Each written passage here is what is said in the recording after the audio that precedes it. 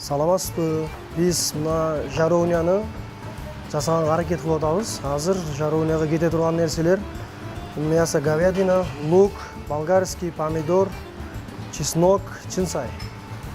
Демек биз баштадык.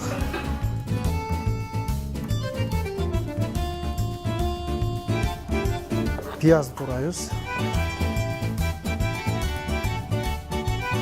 Лукту кубик туралыш керек.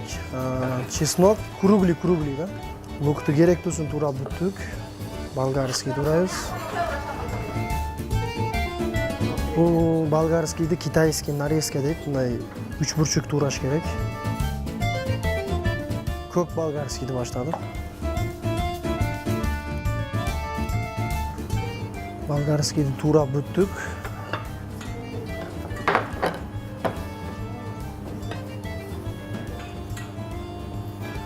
Болгарский дайыр.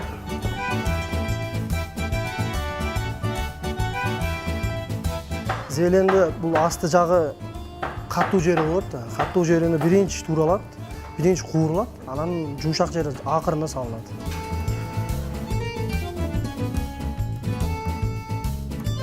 Мына керектүү болгон ингредиенттер даяр болду.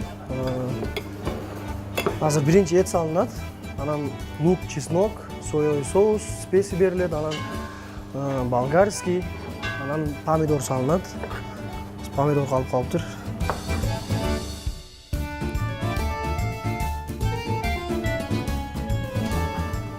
Бизге керектүү болгон помидорду туурап алдык.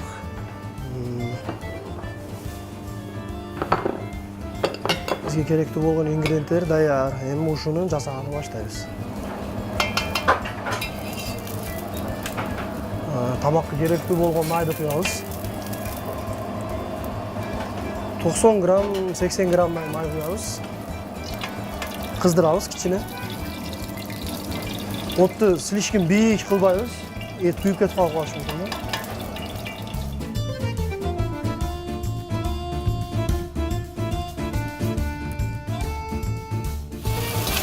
Эт кичине корочка алгандан кийин туз салабыз. Анан тузду кичине жедиребиз.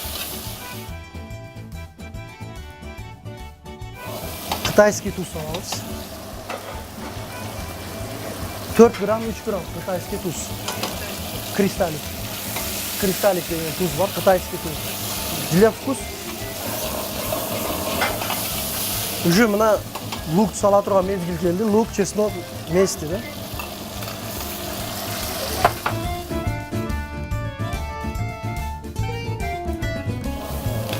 Соя соус кошобуз.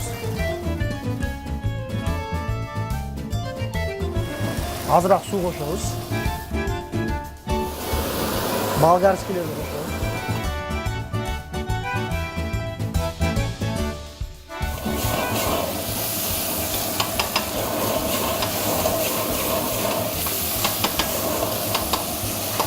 Төрт 5 минут куургандан кийин овуштар жумшайт. Уже тамагыбыз даяр болуп калды. Азыр мына зеленди салабыз, катуу жерин салабыз.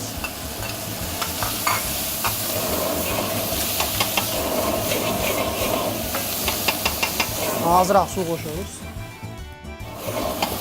Тамагыбыз мына даяр болду. Азыр өчүрсөк, тамактарды клиенттерге берсек болот. Мына биздин тамагыбыз даяр болду. Анан озун кытайский посудасы бар, ошону кыздырып салып беребиз.